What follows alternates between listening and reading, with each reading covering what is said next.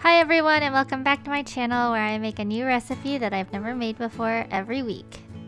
A lot of people know about the Lunar New Year or Chinese New Year, but not a lot of people know about the Chinese holiday 15 days later. It's called Yuan or the Lantern Festival, where you go and you write your wishes on lanterns and eat what we're making today, Tang, which are these cute little glutinous rice balls filled with black sesame. I used to eat a lot of the frozen ones for breakfast back when I was younger, so we'll see how I do today making homemade ones. So without further ado, let's get started. No smoke in my eyes. I can hear the wind chime. It's always been you in the back of my mind. Have you ever run into this scenario?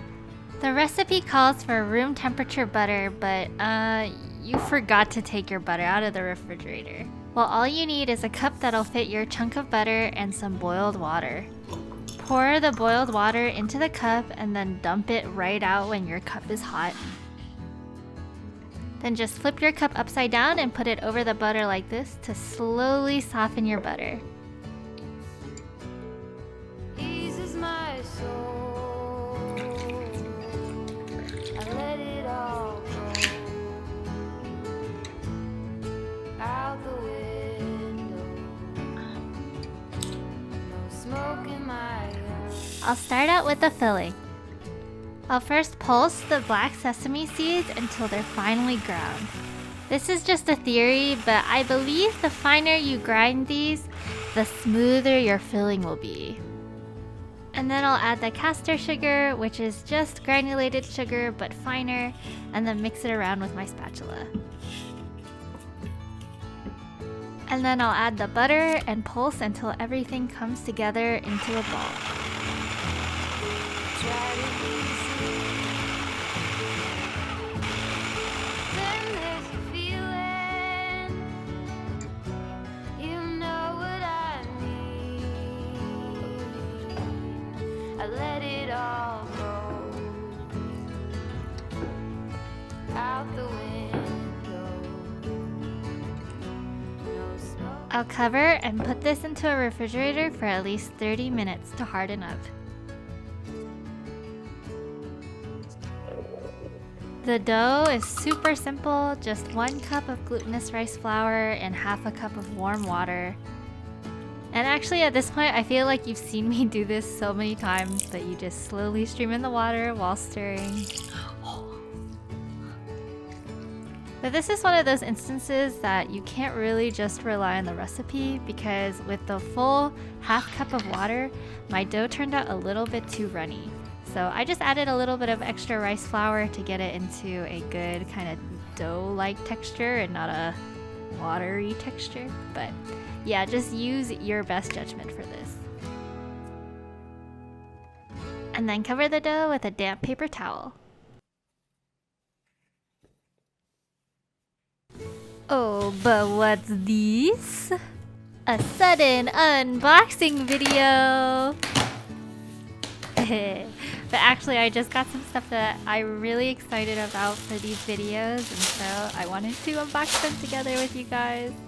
And the first one is this portable gas stove so that I can get better lighting while I'm actually cooking stuff. For the second one though, something interesting happened. Wait a second.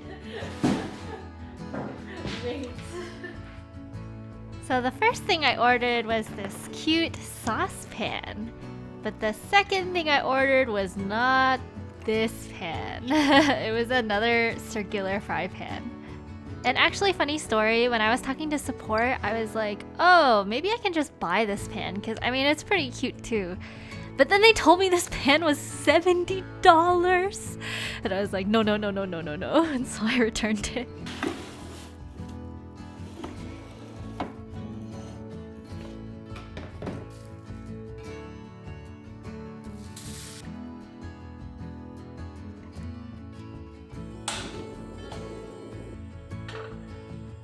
I'll bring a pot of water to a boil and then take a 1-inch piece of dough and basically cook it until it starts floating.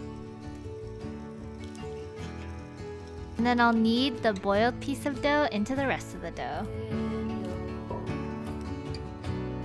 Smoke in my eyes, I can hear the wind chiming. It's always been you in the back of my mind.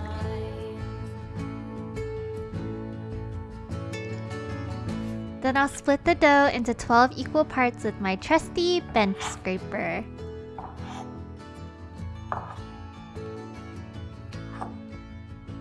And then I'll roll each part into a spherical shape, sort of. You know, do your best.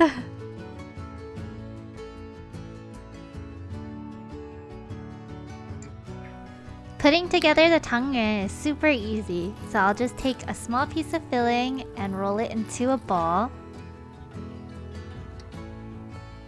And then I'll take one piece of dough and kind of flatten it into this disc. You want it like pretty flat, but it doesn't need to be too thin.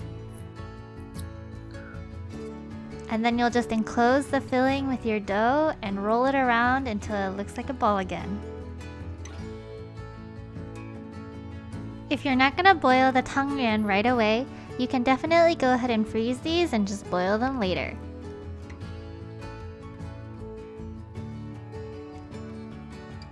And then just repeat until all of your dough's rolled up.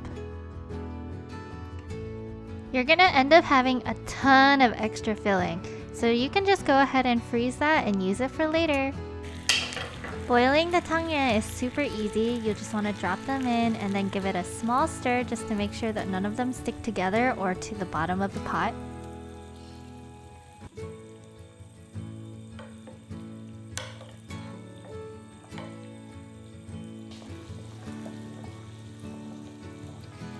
When your water starts boiling again, you'll just add a little bit of cool water.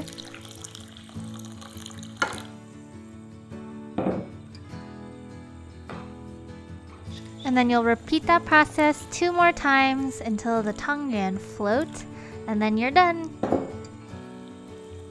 Tang Yuan are typically served with the water that you boil them in, so go ahead and just scoop out your Tang Yuan and the water, and then you can enjoy.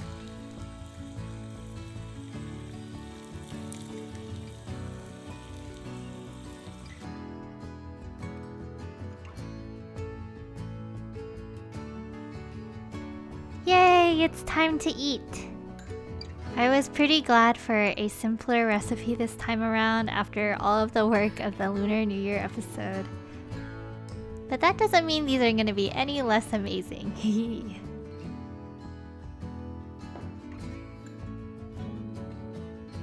And these turned out really good!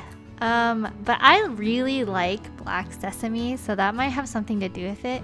But I think it was really interesting that actually the filling of the homemade Tang Yuan was like less oozy, more viscous than Tang Yuan that you usually get from like the frozen aisle. I think a big factor in that was probably how finely the sesame seeds were ground. So if you had any way to like grind the sesame seeds even finer, I think that you would probably have an even smoother filling. But for me, it was kind of cool to have like a crunchy Tang Yuan almost. But yeah, if you're thinking about making these for the Lantern Festival, I would definitely recommend it because it's not that hard to make. And honestly, you get so much filling out of it that you could probably make Tang Yuan for like the next month. Okay. But yeah, I hope you guys enjoyed this video. I have something super fun coming up next week, something a little different, so make sure you like and subscribe so you can come back next week for that. And I hope everyone has a really good Lantern Festival. I'll see you next week. Bye!